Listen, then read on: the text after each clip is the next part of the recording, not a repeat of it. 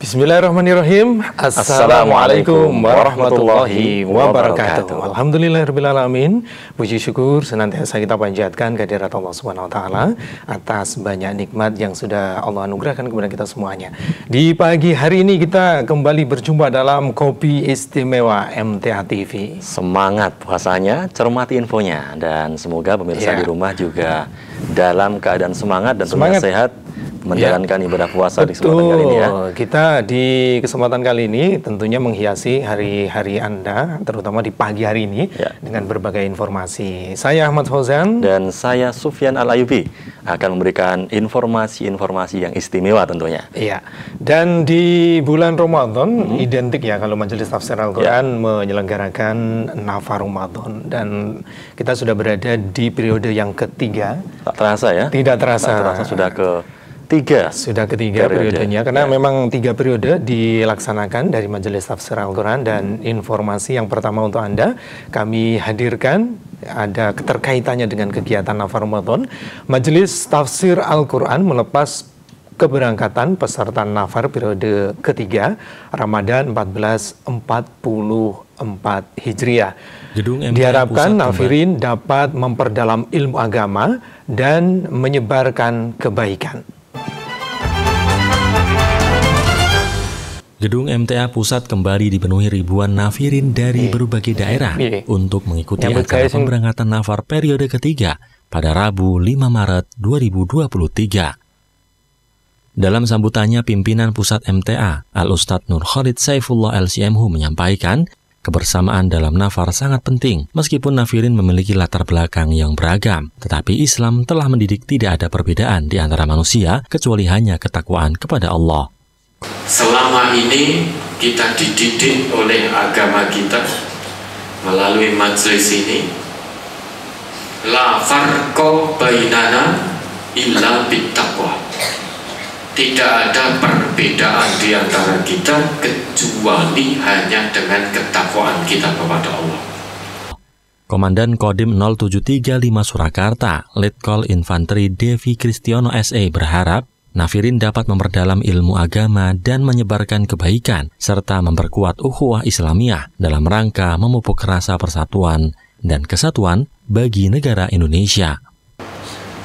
Kami selaku aparat keamanan di wilayah, para peserta sekalian dapat memperdalam ilmu agama Islam, kemudian juga dapat menyebarkan kebaikan dan memperkuat ukhuwah Islamiyah dalam rangka tentunya memupuk rasa persatuan dan kesatuan bagi negara kita, negara kesatuan Republik Indonesia.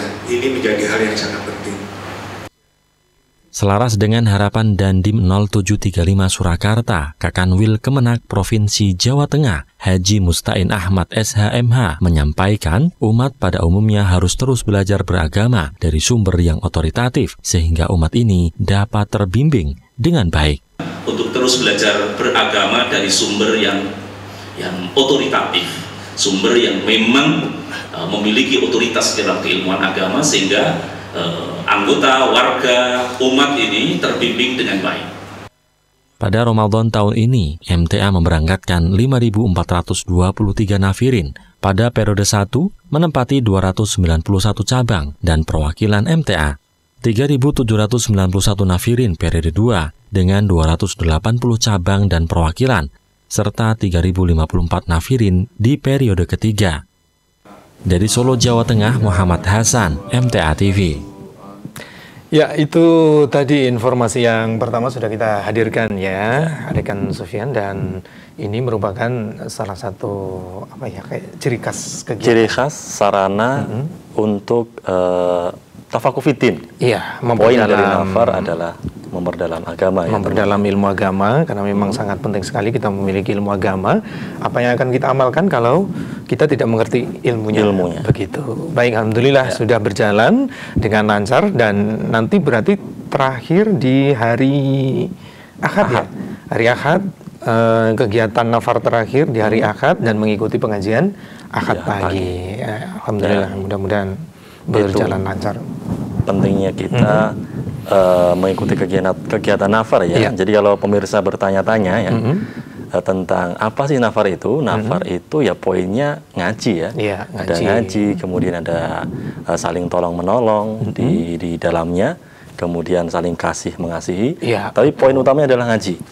Memperdalam ilmu agama supaya tidak terjerumus ke dalam dosa ya, terlebih betul, dosa betul. Yang besar, dosa syirik. Dosa syirik, dan salah satunya mendatangi dukun ini juga masuk kategori dosa syirik, dosa besar yang harus kita hindari. Harus menjauhi dukun, kemudian kita tidak boleh percaya kepada dukun, kemudian juga tidak kita jangan sampai mudah dibohongi, karena ada informasi ini, rekan Sofyan. Ada informasi kedua pemirsa di Banjarnegara ya, membantu tugas kepolisian, potensi SAR dan relawan mengevakuasi 12 jenazah korban penipuan dukun pengganda uang di sebuah kebun di Desa Balun, Kecamatan Wanayasa, Kabupaten Banjarnegara, Jawa Tengah. Evakuasi ini sebagai tindak lanjut terungkapnya kasus pembunuhan oleh Polres Banjarnegara dengan pelaku berinisial TH alias Mbah Slamet. Pelaku berkedok sebagai dukun pengganda uang terhadap korban PO, warga Kecamatan Cibadak, Kabupaten Sukabumi, Jawa Barat. Berawal dari pengungkapan korban PO, kepolisian BPBD didukung potensi SAR melakukan evakuasi dan kemudian dikubur pada sebidang tanah di Desa Bulun, Kecamatan Wanayasa pada 3 hingga 4 April lalu. Menurut Andri Sulistyo SOR, Kepala Bidang Kedaruratan dan Logistik BPBD Kabupaten Banjarnegara, setelah proses identifikasi selesai, jenazah dimakamkan di Balun dengan menyiapkan sekitar 150 relawan gabungan. Setelah nanti identifikasi selesai dari Rumah Sakit Margono, jenazah akan dimakamkan di Balun. Sehingga kami siapkan kira-kira 150 relawan gabungan dari Destana, Banser, Koka, MDMC, Rapi, BBD dan sebagainya. Semua membantu proses pemakaman. Yang dipersiapkan adalah 9 lubang untuk pemakaman. Pihaknya menambahkan dari total 10 korban dievakuasi pada hari Senin, 1 korban dapat diidentifikasi dan sudah dibawa pihak keluarga. Kepala Desa Balun, Haji Mahbudiono menyampaikan pihaknya telah mengerahkan sejumlah relawan untuk menyiapkan pemakaman pada 9 jenazah yang belum teridentifikasi. Ini dari semua relawan yang ada. Kita lewatkan semua relawan yang ada di sini. Bahkan juga ada dari Banser, Deskana dan juga semuanya yang ada. Bukan hanya di Desa Balun saja, tapi kita libatkan relawan di Kecamatan Wanayasa. Sementara itu, Kapten Infanteri Basuki dan Ramil 17 Wanayasa mengimbau terutama warga Desa Balun jangan terprovokasi dengan kabar dari luar dan mempercayakan kasus ini pada pihak berwajib. Dan saya juga mengimbau kepada masyarakat khususnya Balun, itu jangan sampai terprovokasi, nanti akan membuat masalah menjadi semakin tidak kondusif. Jadi sudah percayakan kepada pihak yang berwajib penanganannya. Pihaknya menambahkan masyarakat juga diimbau untuk tidak mudah tergiur mendapatkan uang dengan cara instan karena dapat berakibat negatif. Kontributor Banjarnegara Jawa Tengah, Agus Supriyono, Rohmat, dan Kaswan, MTA TV. Ya, itu ya, berita di Banjarnegara, Jawa Tengah. Kok masih ada ya? Masih ada saja orang yang memang percaya sama dukun untuk menggandakan uang. Nanti memberikan uang sedikit kemudian ingin digandakan gitu ya. Sebenarnya kalau kita pikir kalau memang dukun itu bisa menggandakan uang, pasti dia menggandakan untuk dirinya sendiri ya. Untuk dirinya sendiri. Bukan untuk orang lain ya. Kadang-kadang kalau memang tidak memiliki ilmu tentang agama dinul Islam ini, tentunya akan tertutup mata hatinya untuk segera mendapatkan uang yang banyak begitu dengan cara-cara seperti itu. Nah, informasi tadi kita hadirkan supaya kita akan lebih cerdas ya. Lebih cerdas memahami situasi, kondisi, jangan mudah terpengaruh, jangan mudah dibohongi, karena dengan dukun-dukun seperti itu, seperti biasa majelis tafsir Al-Quran akan menjadi musuh besar bagi para dukun ya. Dan dengan adanya peristiwa ini sebenarnya juga ada hikmahnya ya, agar masyarakat tidak terjerumus lagi. Jangan sampai ada korban lagi. Jangan sampai ada lagi. Kalau dulu beberapa waktu yang lalu juga ada ya informasi dengan penggandaan uang, dia ada viral videonya begitu, dan ternyata ujung-ujungnya juga menipu begitu. Nah, harus berhati-hati. Ujung-ujungnya menipu ya. Iya, dukun ujung-ujungnya menipu. Ujung-ujungnya menipu. Makanya dari awal sejak Rasulullah diutus, yang paling diserukan adalah jangan sampai kita mendatangi kain atau dukun. Karena itu pesan yang awal mula disampaikan oleh Rasulullah sampai hari ini, dan sampai yaumul akhir kita dilarang sama sekali untuk mendatangi dukun. Harus berhati-hati. Daripada mendatangi dukun, mending kita mendatangi PMI nih. Nah, ini kegiatan sosial yang real untuk kebaikan dunia, kebaikan akhirat juga, insya Allah. Nah, satu buah informasi kami hadirkan untuk Anda. Meskipun digelar di bulan suci Ramadan, peserta tetap antusias mengikuti bakti sosial donor darah di cabang Banyudono 2 Boyolali, Jawa Tengah. Berlokasi di gedung MTA cabang Banyudono 2, bakti sosial donor darah digelar MTA Perwakilan Boyolali pada Senin malam. Kegiatan diikuti peserta dari berbagai cabang MTA di Boyolali serta masyarakat umum.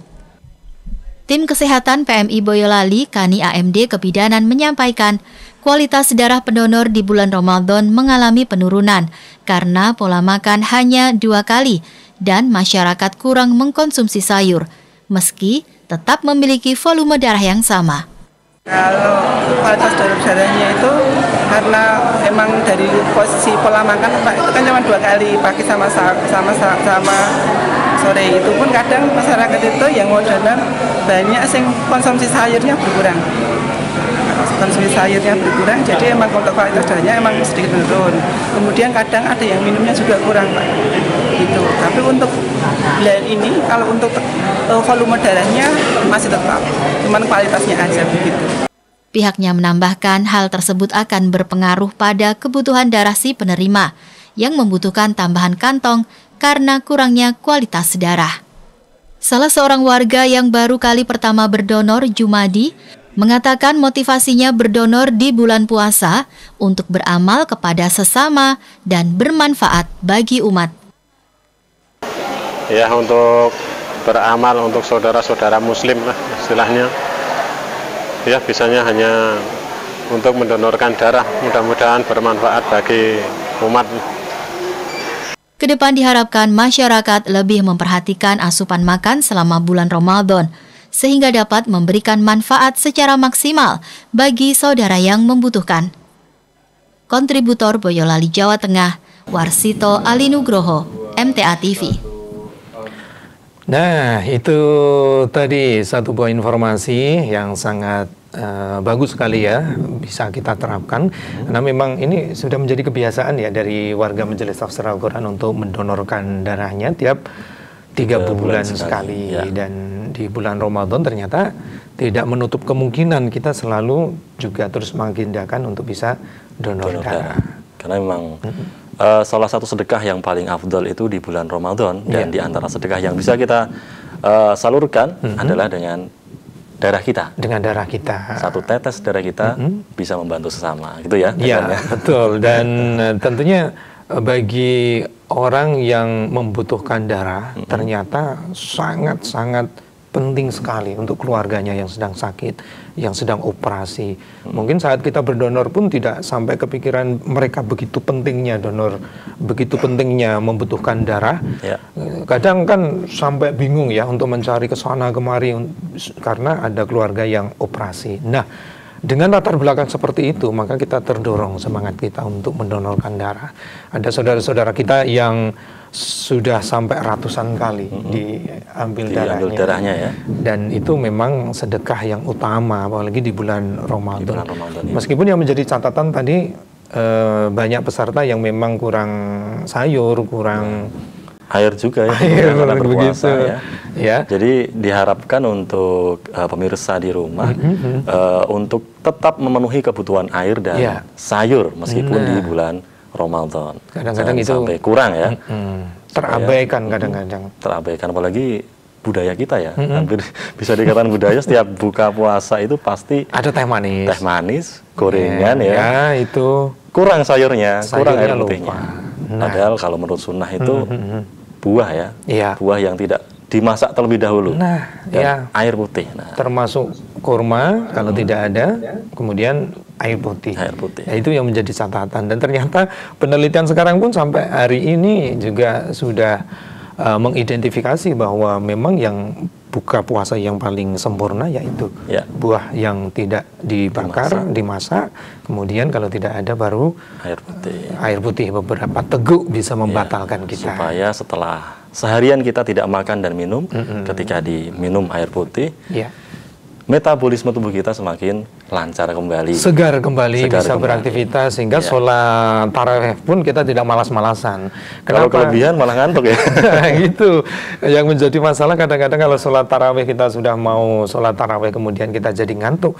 Jangan-jangan pola berbuka kita yang salah selama ini mungkin. Tetap berbuka puasa dengan pola yang benar agar kita tetap semangat beribadah. Nah, ngomong-ngomong soal semangat nih, ada berita bagus ini terkait dengan semangat untuk beribadah, mendekatkan diri kita kepada Allah Subhanahu wa taala. Nah, dari Sambas ya, ada aktivitas nafirin terlihat di MTA Perwakilan Sambas, Kalimantan Barat pada periode 2 yang lalu. Salah seorang nafirin merupakan pemuda yang baru 2 pekan melangsungkan pernikahan. Seperti inilah suasana nafar di MTA Perwakilan Sambas, Kalimantan Barat belum lama ini. Berbagai aktivitas dilaksanakan nafirin, mulai dari memasak, mendengarkan tausiah, hingga cukur rambut bersama. Salah seorang peserta yang baru 2 pekan menjalani pernikahan, Alfaini Ismail, mengatakan motivasinya mengikuti nafar selain menambah ilmu, ia ingin mengamalkan ilmu yang sudah dipelajari. Motivasi saya mengikuti nafar itu selain menambah ilmu, saya juga ingin mengamalkan apa yang sudah saya pelajari di pengajian-pengajian atau apa yang telah saya baca gitu. Ia menambahkan motivasinya ikut nafar ingin belajar menjadi imam dan pemimpin yang baik bagi keluarga, sesuai tuntunan Al-Quran dan Sunnah. Ia pun berharap ilmu yang didapatkan nantinya bisa dipraktikkan ketika kembali ke rumah. Hadir sebagai guru daerah pendamping, Ustadz Marsudi Iromo, dirinya merasa sangat terkesan dengan semangat para nafirin yang berasal dari berbagai daerah. Mengesankan dan sangat puas karena para nafirin berasal dari berbagai perwakilan, ada yang dari perwakilan Mempawah, perwakilan Sintang, perwakilan Pontianak, dan ada dari binaan Binjai. Walaupun jarak tempuhnya bahkan lebih dari 200, tapi para nafirin sangat semangat sekali, sangat semangat sekali walaupun perjalanan. Ashari selaku Ketua Perwakilan Sambas berharap nafirin mengambil pelajaran dari kegiatan nafar dan dapat mempraktikkan di rumah masing-masing. Harapan kami ke depan agar pernikahan nafar ini bisa berjalan kembali dengan baik dan efeknya nanti bisa dirasakan oleh warga kami yang bisa mengambil pelajaran dari diselenggarakannya nafar ini sehingga bisa mendapat pembelajaran yang nantinya dipraktekkan di rumah masing-masing. MTA Perwakilan Sambas merupakan satu dari ratusan majelis MTA di berbagai wilayah di Indonesia yang menggelar nafar Ramadan pada periode kedua. Kontributor Sambas Kalimantan Barat, Imam Mahfud, MTA TV. Biasa semangatnya, inspiratif. Meskipun pengantin baru, tapi tidak menyurutkan semangat ya untuk ditingkat terlebih dahulu selama berapa hari? 5 hari ya? 5 hari. 5 hari nafar sampai hari Ahad, begitu. Alhamdulillah. Dan itu pastinya istrinya juga mendukung ya? Harusnya seperti itu. Karena kalau nggak mendukung ya gimana? Bawa rindu. Iya, disimpan terlebih dahulu rindunya, kemudian nanti setelah nafar itu insya Allah akan nanti selesai kemudian kembali ke rumah begitu. Terobatilah kerinduannya. Ya, betul. Kita insya Allah nanti akan terhubung dengan Mas Alfiani ya. Alfiani, ya. Mas Alfiani. Kita akan mengetahui lebih lanjut bagaimana kesan-kesannya mengikuti nafar untuk periode yang kemarin ya. Dan kita jeda terlebih dahulu. Pastikan Anda terus bersama kami dalam program Kopi Istimewa MTA TV. Semangat puasanya, cermati infonya.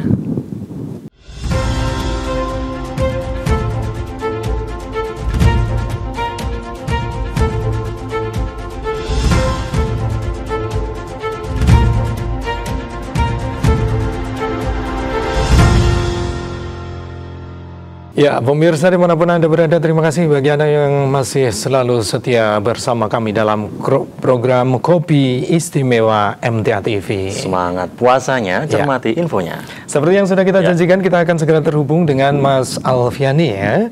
Nah, beliau punya pengalaman nafar Ramadan meskipun beliau mengikuti dalam kondisi pengantin baru. Pengantin baru. Bagaimana rasanya gitu. Baik, langsung saja kita terhubung dengan Mas Alfiani. Assalamualaikum warahmatullahi wabarakatuh. Halo Mas Alfiani. Halo Mas. Halo, assalamualaikum. Oh, terputus. Baik, coba kita akan mencoba menghubungi kembali Mas Alfiani yang tadi sebenarnya sudah siap ya untuk bertutur kisah pengalaman terkait dengan nafar yang diselenggarakan di Kalimantan. Dan mudah-mudahan ini juga menginspirasi. Ternyata masih banyak anak-anak muda yang juga memiliki semangat untuk mengikuti kegiatan nafar Ramadan. Yang girohnya perlu kita contoh ya. Betul. Kita tiru supaya kita juga mendapatkan kebaikan dari nafar itu sendiri, pemirsa. Karena dengan kegiatan nafar ini kita dalam waktu 5 hari ini kita dididik bagaimana bisa disiplin waktu sholat, kemudian juga bagaimana kita disiplin untuk mengikuti kegiatan-kegiatan pengajiannya. Itu kan ada segmen-segmen tertentu begitu. Kebersamaan ya. Kebersamaan, nanti juga ada kita belanja ke pasar, memasak bareng. Nah, selama ini kita dilayani oleh istri kita di rumah, tapi kita kalau di kegiatan nafar ya harus mandiri. Meskipun nanti bersama-sama dengan anggota nafirin yang lain. Iya, itu yang menjadi catatan. Karena apapun hasilnya nanti di kegiatan nafar kita juga nggak boleh mencela ya. Mau apa ya? Mencela makanan tidak boleh. Kemudian kalau memang ada rasa yang kurang tepat, itu ya kita bersabar begitu. Kita latihan sabar juga. Tidak perlu komplain. Apa yang kita rasakan? Karena memang salah satu inti dari nafar juga bersabar ya, termasuk bersabar menanti waktu 5 hari tidak bertemu keluarga. Ya itu akan menjadi catatan tersendiri ya, saat kita memang mengikuti nafar otomatis harus siap berpisah untuk sementara waktu dalam kurun waktu 5 hari itu untuk mengkaji ilmu agama. Kemudian nanti di hari Ahad siangnya atau Ahad sore baru bisa ketemu dengan keluarga. Itu sangat istimewa sekali pertemuan seperti itu ya, karena ada kerinduan bersama anak kepada keluarga begitu. Nah, kemudian kita coba kembali terhubung ya dengan belum bisa terhubung, kita masuk ke informasi selanjutnya ya.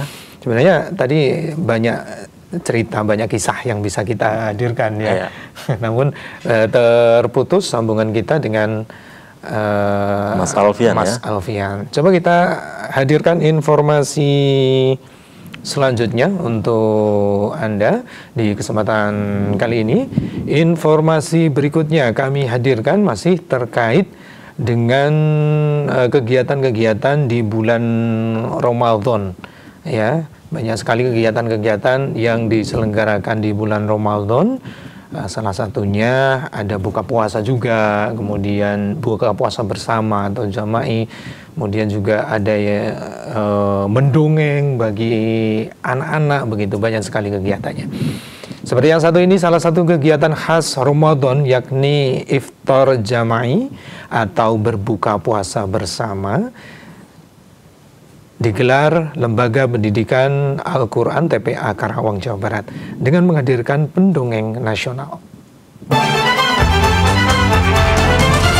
Bertempat di gedung MTA Perwakilan Karawang, digelar acara Iftar Jama'i atau buka puasa bersama pada Senin petang. Acara ini diikuti santri Rumah Tahfidz Al-Quran, Taman Kanak-Kanak Al-Quran, Taman Pendidikan Al-Quran, dan Diniyah Tamiliyah Awaliyah MTA Karawang. Kegiatan Iftar Jama'i juga diisi dengan mendongeng bersama pendongeng nasional tentang keyakinan seseorang bahwa dirinya harus merasa terus diawasi oleh Allah, termasuk ketika sedang berpuasa. Ceritanya tentang bagaimana kita harus merasa diawasi sama Allah. Ah bener ternyata, Boni dengerin, jadi Boni tahu ya. Iya. Teman-teman, kita berpuasa dalam rangka juga belajar bahwa Allah terus mengawasi kita. Jadi walaupun gak ada siapa-siapa, kita tetap jaga puasa kita ya. Mewakili Forum Komunikasi Diniyah Takmiliyah Kecamatan Kelari, Ustadz Kiai Haji Munzi M. SPDI berpesan, kebaikan-kebaikan untuk masa depan anak-anak soleh-solehah harus terus dilanjutkan. Pesannya adalah dari kami, FKDT Kecamatan Kelari, terus berlanjut kebaikan demi kebaikan untuk masa depan anak-anak kita demi menjadi anak soleh dan solehah. Ini adalah harapan orang tua kita semua. Kedepan diharapkan kebersamaan di antara lembaga-lembaga pendidikan Al-Quran di MTA dapat terus terjalin sehingga dapat menghasilkan generasi Qurani. Kontributor Karawang, Jawa Barat, Fajar Catur Hidayanto, MTA TV. Nah, itu tadi kegiatan yang cukup menarik bagi anak-anak ya. Orang dewasa pun juga suka sebenarnya diceritakan. Sudah berapa kali nih rekan Fauzan mendapat undangan Iftar Jama'i? Iftar Jama'i di beberapa tempat kita hadiri, ada yang kita hadiri, ada yang tidak ya. Karena kita memang banyak waktu untuk aktivitas di majelis, kemudian juga aktivitas di media, sehingga kita lebih selektif ya sekarang untuk karena memang kegiatan Iftar Jama'i ini beragam ya, ada yang positif dan ada pula yang kurang cenderungnya positif ke negatif, sampai lupa sholat maghribnya, sampai lupa sholat isyanya. Nah ini kan justru akan mengurangi nilai-nilai dari ibadah puasa kita. Jangan sampai ya, justru kegiatan-kegiatan iftar seperti ini dengan mengadakan dongeng untuk anak ini akan semakin menambah keilmuan juga bagi anak-anak, senang juga di kegiatan-kegiatan bercerita seperti itu. Barangkali kalau bagi kita bisa juga diisi dengan ta'lim ya, kajian-kajian keislaman sebelum berbuka. Bisa di masjid, bisa di majelis dan lain sebagainya. Nah itu lebih positif kegiatan-kegiatan seperti itu. Kemudian nanti berbuka, setelah itu sholat maghrib berjamaah ini yang menjadi catatan penting sekali begitu. Baik, masih dengan nuansa Ramadan. Nuansa Ramadan, kegiatan Ramadan, nafar Ramadan. Majelis kita ada nafar, di mana ada nafar, di situ pasti ada salah satu kegiatannya adalah Anjang Sana ya. Termasuk yang satu ini, Studio MTA TV dan Radio Persada FM di Kota Solo, Jawa Tengah mendapatkan kunjungan peserta nafar Ramadan 1444 Hijriah dalam acara Anjang Sana. Nafirin dari berbagai daerah yang tengah melaksanakan nafar di MTA Cabang Pasar Kliwon, Banjarsari, dan Lawean, Kota Solo, mengunjungi studio MTA TV dan Radio Persada FM pada Sabtu pagi. Dalam kegiatan ini, nafirin dikenalkan berbagai ruang serta peralatan produksi di radio dan televisi. Salah seorang nafirin, Ahmad asal Banyumas, mengaku terkesan dalam kunjungan ini karena lewat media inilah ia mengenal pengajian MTA. Karena dari awal pun saya mengenal MTA juga dari TV, makanya saya tidak akan lupa kepada yang pertama saya mengenalkan saya ke MTA adalah media. Nafirin asal Sragen, Jawa Tengah, Sardi, mengaku bersyukur dengan adanya media MTA sebagai media penyiaran dakwah Islam. MTA yang ada di cabang Tangen juga betul-betul kita juga bersyukur juga supaya nanti untuk adanya radio dan TV itu untuk penyiaran dakwah Islam supaya kita bisa berdakwah, bisa ke mana-mana, barangkali bisa menyampai ke luar negeri dan sebagainya. Para nafirin berharap media MTA dapat maju pesat dan istiqomah dalam menyiarkan kebaikan. Dari Kota Solo, Jawa Tengah, Arif Nurrahman, MTA TV. Ya, demikian ya pemirsa, kegiatan, salah satu kegiatan yang menarik di Nafar adalah Anjang Sana ya. Dan kalau cabang itu terletak di wilayah Kota Solo begitu, biasanya memang diagendakan untuk bisa berkunjung ke radio maupun TV. Media kita ya. Ke media kita. Ya. Dan ini terasa istimewa karena memang selama ini hanya mendengarkan melalui radio atau menyimak melalui televisi. Belum pernah melihat secara langsung bagaimana proses produksinya, proses live-nya, dan diberi kesempatan untuk bisa bersilaturahim. Kita pun juga terbuka lebar ya untuk saudara-saudara kita yang ingin berkunjung. Dan silahkan bagi pemirsa di rumah, bagi yang ingin mengetahui aktivitas kita di media, baik Persada FM maupun MTA TV, boleh, sangat boleh berkunjung di studio MTA TV maupun di Persada FM. Karena ini media milik umat dan disengguyung juga oleh umat, maka kita pun juga akan semakin lebih dekat ya dengan para pemirsa yang bisa berkunjung ke radio maupun ke televisi begitu. Baik, kita menuju ke informasi selanjutnya, pemirsa. Di Kota Solo, Jawa Tengah, tepatnya di Kecamatan Laweyan, terdapat sebuah masjid tertua dan memiliki nilai bersejarah dalam perkembangan Islam di Solo. Seperti apakah bentuk bangunan masjid ini? Berikut liputannya. Masjid Laweyan atau disebut juga Masjid Ki Ageng Henis terletak di Kampung Beluan, Kelurahan Pajang, Kecamatan Laweyan, Kota Solo. Didirikan pada tahun 1546, masjid ini menjadi salah satu pusat penyiaran agama Islam di Solo, tepatnya pada masa pemerintahan Sultan Hadiwijaya di Kerajaan Pajang. Masjid ini bahkan sudah terlebih dahulu berdiri sebelum berdirinya Masjid Agung Solo pada 1763 atau 300 tahun sebelum berdirinya Kota Solo. Menariknya, hingga kini bangunan masjid ini tampak masih kokoh berdiri. Bahkan beberapa ornamen masjid masih terjaga dengan baik, seperti beduk dan mimbar. Masjid yang bangunan intinya seluas 162 meter persegi ini menjadi saksi sejarah banyaknya saudagar dari berbagai negara yang masuk ke Kota Solo. Masjid ini sudah melalui 4 masa kerajaan, yakni Kerajaan Pajang, Kerajaan Mataram Islam, Kerajaan Kartosuro, dan sekarang Kerajaan Kasunanan Surakarta Hadiningrat. Menurut salah seorang pengurus Masjid Laweyan, Muhammad Nugroho, dulunya bangunan ini merupakan pura atau sanggar milik Ki Beluk yang dihibahkan untuk Kiai Ageng Henis yang kini dijadikan masjid pusat ibadah umat Islam Kerajaan Pajang. Sebelumnya ini adalah sanggar dari Ki Ageng Beluk, terus dihibahkan kepada Ki Ageng Henis, dijadikan sebagai langgar, kemudian dijadikan masjid. Walaupun dulu adalah pura dan di samping-samping juga banyak pura, saat ini juga masih berdiri, tetapi tidak ada menimbulkan perdebatan dari pihak mereka untuk dijadikan sebagai masjid.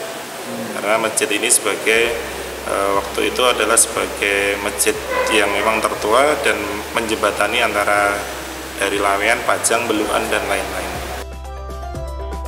Selain itu, masjid ini dulunya menjadi pusat perdagangan batik melalui jalur sungai yang terletak di depan masjid. Hingga 10 hari sebelum Lebaran, masyarakat atau pengunjung akan berdatangan untuk iktikaf dan tadarus Al-Quran di masjid ini. Dari Kota Solo, Jawa Tengah, Muhammad Hasan, MTA TV. Baik pemirsa dimanapun Anda berada, itulah sebuah informasi terkait dengan keberadaan masjid ya. Kalau di Kota Solo luar biasa ya kontribusinya masjid di masa lalu. Masjid-masjid bersejarah di Kota Solo memang banyak sekali ya, karena memang terdapat salah satu kerajaan Islam di Solo. Kerajaan Islam, Mataram ya? Mataram, jadi memang untuk menyebarkan dakwah Islam di berbagai pelosok kekuasaan Mataram waktu itu memang didirikan musola atau masjid-masjid. Nah, sampai hari ini hingga kini masih dilestarikan. Nah, kita akan mencoba untuk mengetahui lebih lanjut ya, sejarah dan seperti apa keunikan daripada Masjid Laweyan ini. Kita sudah terhubung dengan Pak Trian ya. Pak Trian. Coba kita segera terhubung dengan Bapak atau Mas ini. Assalamualaikum warahmatullahi wabarakatuh. Waalaikumsalam warahmatullahi wabarakatuh. Ya, Mas Trian. Pak Trian atau Mas Trian ini? Mas Trian. Mas Trian, bagaimana kabarnya pagi hari ini? Sehat? Alhamdulillah, masih ingat saya nggak, Mas Fauzan? Alhamdulillah sehat. Dan kita ingin mengetahui lebih lanjut terkait dengan keberadaan masjid yang ada di Laweyan. Bisa diceritakan singkat saja bagaimana sejarah dari masjid ini, Mas? Masjid Laweyan itu sudah melewati empat masa, Mas ya. Mohon maaf. Iya. Jadi dari Kerajaan Pajang, Mataram Islam, Kartosuro, dan Kasunanan Surakarta. Jadi termasuk masjid tertua nomor 2 di Jawa. Setelah apa namanya masjidnya? Iya. Nomor 2 di Jawa ya, Mas ya? Iya, lokasinya di Pajang, Bang Haji. Seperti itu. Ya, berarti ini didirikan atas inisiatif dari kerajaan begitu atau seperti apa? Enggak, apa yang sama yang disampaikan sama Mas Nugroho tadi di awal, bahwa ini sebenarnya sebelumnya adalah sanggar dari Ki Ageng Beluk. Seperti itu. Dan akhirnya dengan berinteraksi dengan Ki Ageng Genis, lama-lama jadi masuk Islam, dan akhirnya dijadikanlah masjid sanggarnya itu.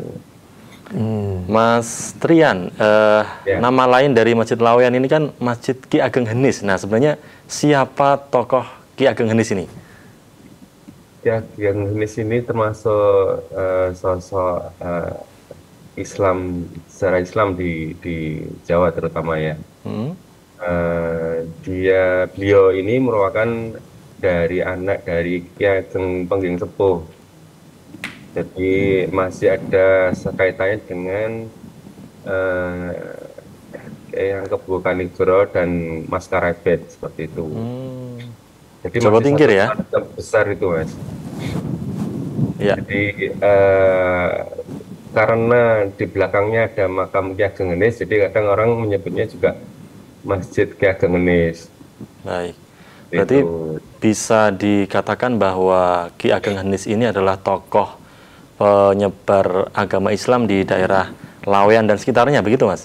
Ya, terutama di Jawa, Mas. Di Jawa ya? Oh. Ya. Terutama pada umumnya. Ya, kemudian untuk sampai hari ini, apakah struktur bangunan masih sama persis dengan waktu pertama kali didirikan? Masih kalau masuk di dalamnya masih utuh semua, Mas. Dan kegiatannya selama Ramadan juga full dari ada pengajiannya setelah subuh itu, tiap subuh habis subuh ada pengajiannya seperti itu. Oh, begitu. Ya, kemudian apakah juga ada kontribusi dari pemerintah untuk melestarikan bangunan cagar budaya yang memang harus dilindungi begitu sebagai fakta sejarah begitu? Nah, ini lucunya gini, karena posisinya sebenarnya kan di Pajang. Tapi masjidnya namanya Masjid Laweyan. Dan itu masih dikelola pengurusnya, pembinanya masih dari keraton. Jadi masih punya andil di situ. Jadi selama ini sepengetahuan saya ya sudah sebagai istilahnya diresmikan sebagai cagar budaya, tapi untuk pemeliharaan pendanaannya kelihatannya pusat masih kurang juga sih. Setahu saya gitu. Iya. Berarti masih di bawah pengawasan keraton. Iya, pengurusnya utama masih dari keraton. Baik, untuk di bulan Ramadan ini, Mas Trian, kegiatan-kegiatan apa saja yang bisa menyemarakkan atau memakmurkan Masjid Ki Ageng Genis ini? Nanti malam itu ada acara Nuzul Quran. Ya. Setelah sama kegiatan rutin